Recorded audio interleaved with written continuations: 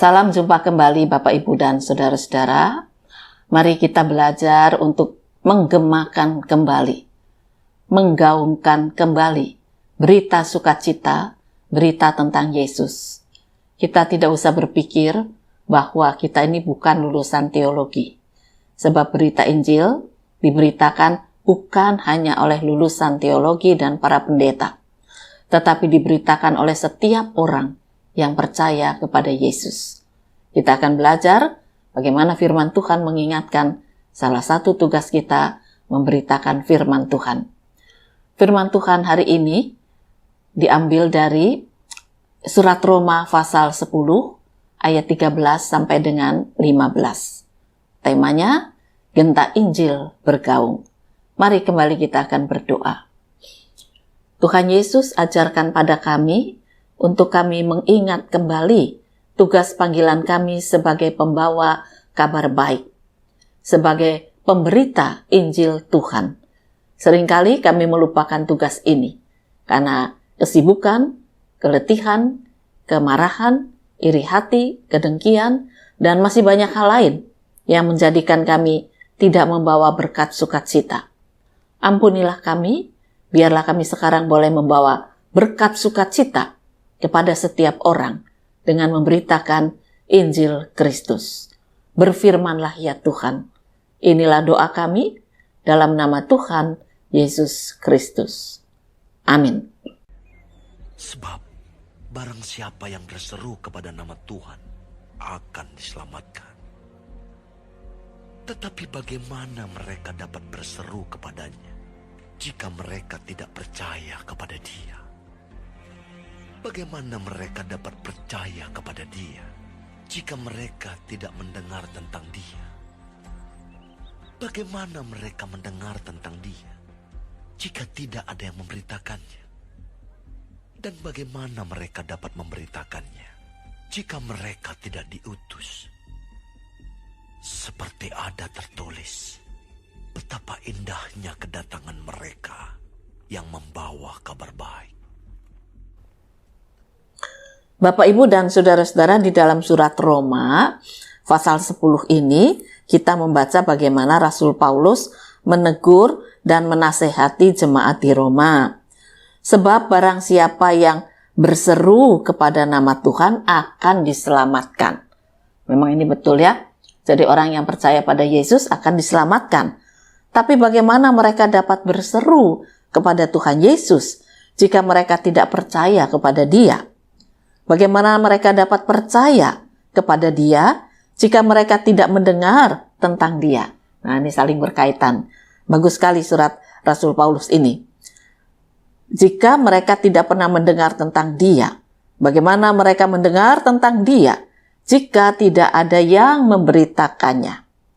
Dan bagaimana mereka dapat memberitakannya jika mereka tidak diutus?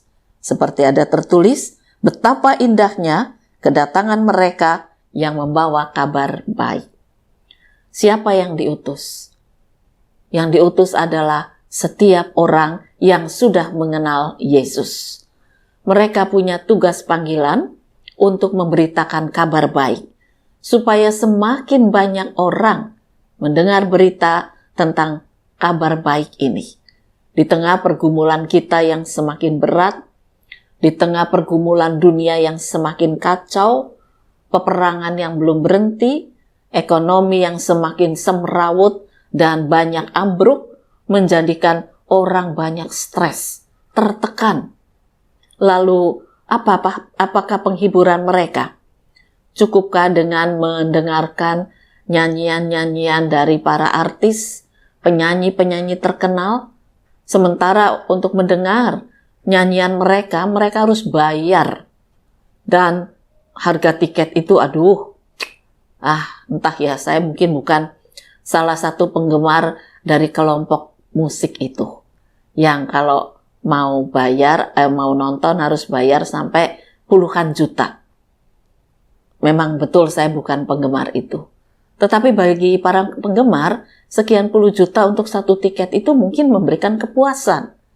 Lalu, kalau mereka puas, apakah mereka juga bisa memberitakan kabar baik itu kepada setiap orang Oh, nyanyiannya bagus, nyanyiannya gembira. Apakah nyanyian itu bisa membangkitkan jiwa dari orang yang sedang putus asa, dari orang yang sedang sedih, dari orang yang kehilangan sanak famili, kehilangan pekerjaan, kehilangan pasangan hidup, kehilangan sanak saudara, teman, dan sebagainya? Tidak bisa. Lagu itu hanya lagu dunia yang mengajak mereka mungkin menggerak-gerakkan tubuh sesaat, tapi kembali jiwa mereka akan kosong. Lagu yang indah adalah yang menggaung, yang menggema tentang Injil Kristus. Bagaimana mereka bisa percaya kalau mereka tidak bisa mendengar atau belum bisa percaya tentang Injil Yesus? Mereka harus belajar, mendengar berita baik, kabar baik.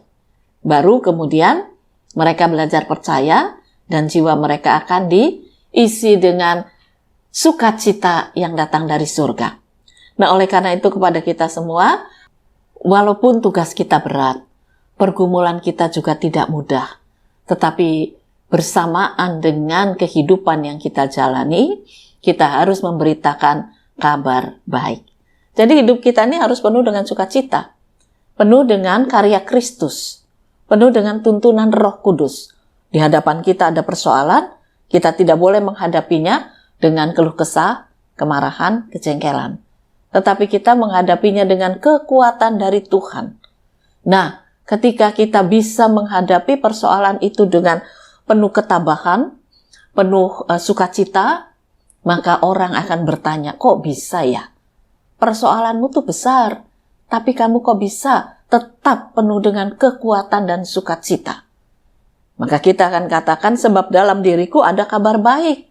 Ada berita kehidupan, berita Yesus. Lagu yang menggema di dalam diriku adalah lagu kehidupan. Yang mengisi jiwaku, yang membangun semangatku, yang membuka pikiranku untuk aku tetap hidup di dalam karya kasih Tuhan. Nah, berita inilah yang harus kita beritakan. Jadi jangan kalau kita punya masalah, kita juga ikutan nangis, bahkan putus asa. Ketika kita dirundung dengan kesedihan-kesedihan, lalu kita menjadi orang yang sangat emosional, penuh amarah, penuh kejengkelan. Nah, kita tidak bisa memberitakan kabar baik. Apalagi kemudian kalau kita sukanya ngerasani orang, ya, itu bukan kabar baik. Kita mencela orang, kita mengatakan hal-hal yang tidak baik tentang seseorang, walaupun mungkin apa yang kita katakan itu bisa benar, bisa juga tidak benar. Orang ngerasani itu belum selalu benar, atau tidak selalu benar. Karena yang kita katakan tentang orang lain itu kan cuma sepihak dari diri kita. Dan itu bisa karena ketidakpuasan kita, iri hati kita, kemangkelan kita, lalu kita menganggap orang lain itu tidak layak untuk mendapatkan berkat.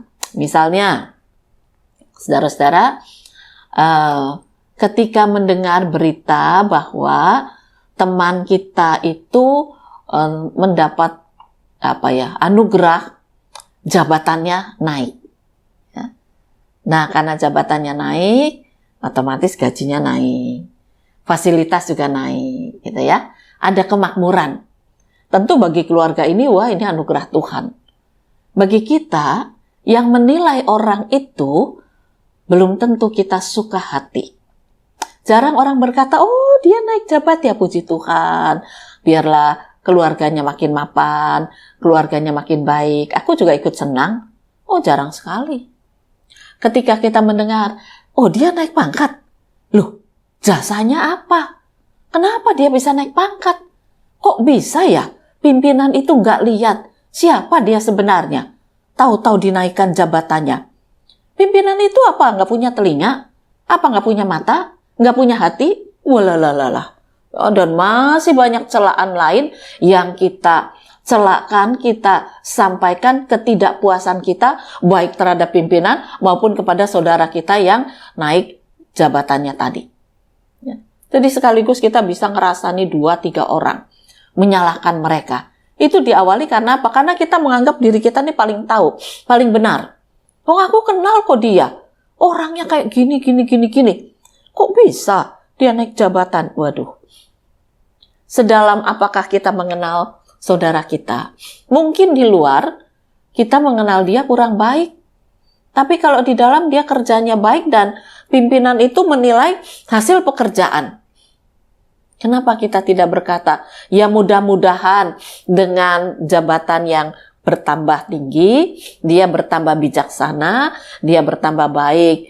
Tuhan akan mengatur rumah tangganya juga menjadi lebih baik, tidak banyak bertengkar, tidak banyak ribut, tidak banyak ngerasani, dan seterusnya.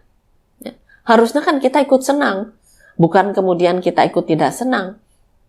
Nah, kalau kita ikut tidak senang, tidak ada kabar baik yang kita bawa. Kalau kita mau menjadi pembawa kabar baik, maka berita apapun, terimalah dari sisi baiknya. Walaupun ada hal-hal yang mungkin tidak cocok dengan kita.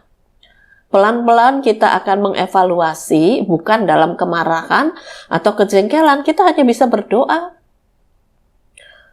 Meminta pertolongan Tuhan kalau memang dia mendapat karunia Tuhan untuk jabatan yang naik, rezeki yang bertambah, kemudian kendaraannya diganti, ya ajarkan kepada saudara saya itu untuk semakin rendah hati di hadapan Tuhan dan hidup lebih baik sebagai warta bahwa dia adalah pembawa kabar baik juga. Nah, kalau kita bisa berdoa begitu, maka hati kita ini ayem, saudara kita juga bisa mengalami perubahan karena kita dukung terus di dalam doa. Oleh karena itu, mari kembali kita belajar dari firman Tuhan. Apa yang dikatakan firman Tuhan sangat menarik. Bagaimana banyak orang bisa mengenal Kristus kalau tidak ada yang memberitakannya. Dan siapa yang akan memberitakan kalau tidak ada orang mau diutus. Jadi kita akan menjadikan diri kita ini dengan sukacita. Utusan-utusan Tuhan, pembawa kabar baik. Apakah nggak ada kesusahan? Ada. Paulus banyak mengalami kesulitan. Petrus banyak mengalami kesulitan. Tapi mereka bertekad untuk terus membawa kabar baik. Kenapa? Karena mereka sudah penuh dengan sukacita Kristus. Aku sudah jumpa Kristus. Ini kabar baik terbesar. Dan oleh karena itu segala kesulitan tidak akan membuat aku undur dari tugas panggilanku. Bapak, Ibu, dan saudara-saudara, ada seorang bapak, dia menjadi pengembara setelah istri dan anak tunggalnya meninggal karena sakit. Dia tidak bisa mengobati, dokter tidak bisa mengobati, dua-dua meninggal. Dia jual hartanya, lalu dia mulai mencari arti hidup, makna hidup. Apa sebetulnya maksud Tuhan membuat saya seperti ini? Dia berjalan dari satu kota ke kota lain, hidup di tengah-tengah masyarakat, mulai dari masyarakat kumuh sampai masyarakat menengah. Karena sebetulnya dia punya uang, tetapi dia tidak boros-boros. Dia tidak bekerja. Dia mengandalkan dari harta yang dia miliki saja. Nah, sampai satu hari, dia masuk ke sebuah kota kecil, dan dia menemukan sebuah gedung gereja yang sudah kumuh. Sudah lama ditinggalkan oleh jemaat dan pendeta. Dia bingung, kenapa gedung gereja ini tertutup, pintunya kotor sekali, lalu dia mulai masuk. Dia coba buka-buka pintu, ternyata dari belakang dia bisa masuk. Pintunya itu sudah rusak. Dan ketika dia coba masuk, ada beberapa bagian dalam gedung gereja itu yang juga sudah dicuri. Lalu dia bilang, Tuhan, memang untuk membawa kabar baik itu tidak gampang. Sampai gedung gereja ini ditinggal, apa salahnya gedung ini ya? Kok sampai jemaat tidak mau ibadah di sini? Malam itu dia mencoba istirahat di sana. Dia membersihkan sedikit tempat, lalu dia coba nyalakan listrik, ternyata masih nyala. Dia nyalakan lampu tempat di mana dia berbaring. Nah, ketika dia berbaring, lalu dia mengingat kasih Tuhan yang besar dalam kehidupannya yang sudah menyertai perjalanan pengembaraan dia, yang sudah beberapa tahun sampai dengan saat itu. Dia katakan, sesungguhnya Tuhan, dalam kesepianku, kesendirianku, Engkau tetap menjadi Tuhan yang tidak meninggalkan aku. Keluargaku begitu marah ketika aku memutuskan menjadi pengembara. Mereka mengacuhkan aku. Mereka membuang aku.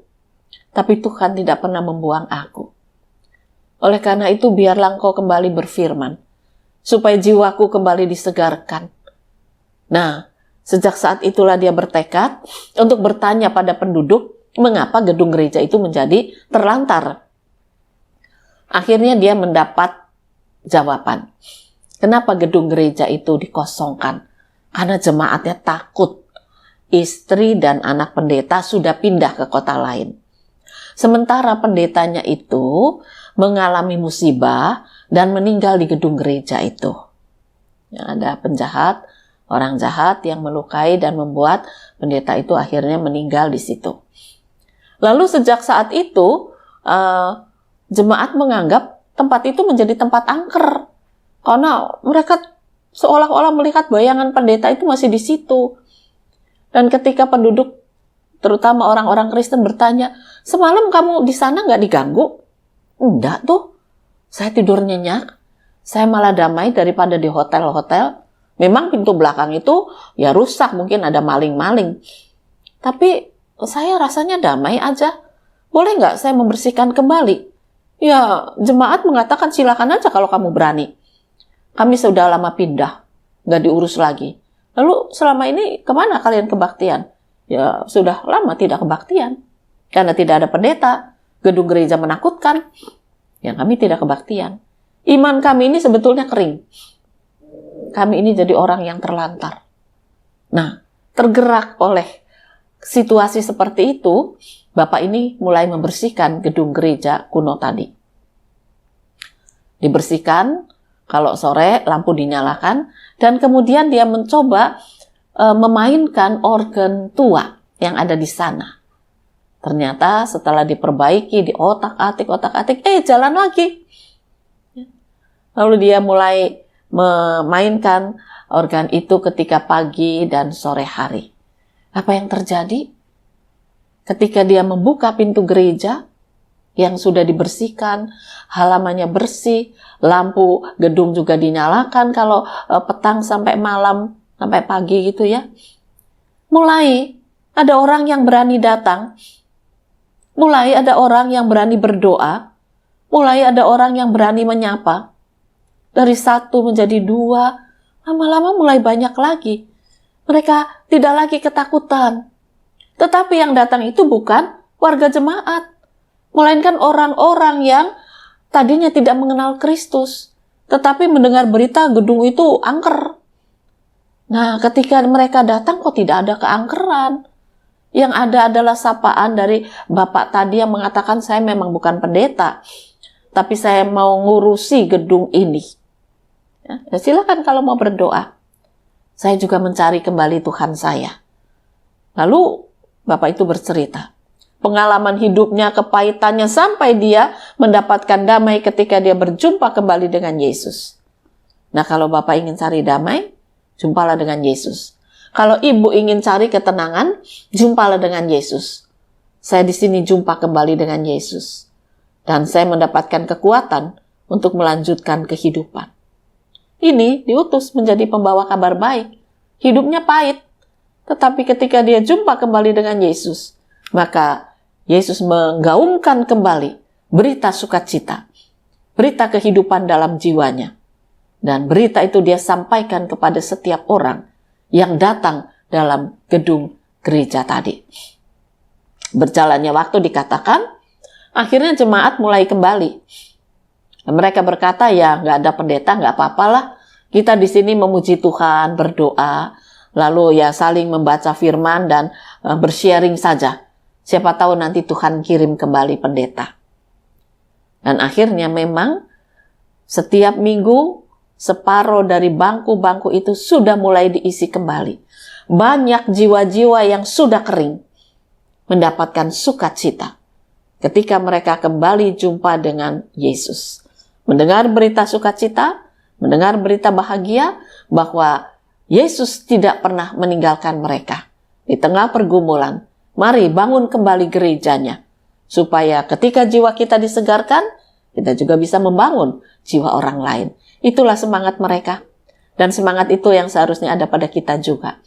Kita diutus di tengah kesibukan, pergumulan, kesulitan hidup kita, kepahitan hidup kita tinggalkan semuanya. Sebab kita sadar bahwa kita diutus membawa kabar baik. Ya. Gemakan, gaungkan, Yesus hidup. Di tengah pergumulan kita, dia hidup dalam diriku. Oleh karena itu aku punya kekuatan menghadapi persoalan dengan sukacita. Selamat berkarya, selamat menjadi utusan Tuhan. Tuhan memberkati firman-Nya. Amin. Mari kembali kita berdoa. Tuhan Yesus, biarlah kami berjumpa dengan Engkau setiap waktu. Sehingga di tengah persoalan kami yang berat, kami tahu Engkau tidak meninggalkan kami. Biarlah gaung dari kabar baik, gema dari kabar baik berkuasa penuh atas diri kami, sehingga kami mampu mengatasi setiap persoalan dengan penuh kekuatan dari surga. Dan berita inilah yang kami beritakan kepada setiap orang, agar tidak ada lagi orang yang putus asa, tidak ada lagi orang yang dengki satu kepada yang lain, tidak ada lagi orang yang iri satu kepada yang lain, tidak ada lagi dendam, kemarahan, kebencian, tidak ada lagi keputusasaan, tetapi masyarakat dan gereja Tuhan boleh bersatu di dalam berpengharapan Engkau yang beserta dengan kami. Engkau pembawa kabar baik, menyelesaikan pergumulan hidup, menyelesaikan persoalan, dan membantu kami mengenal Sang Juru Selamat dengan lebih baik. Bahkan banyak orang akan boleh mengenal Engkau sebagai Mesias. Inilah kerinduan kami dalam nama Tuhan Yesus Kristus. Amin.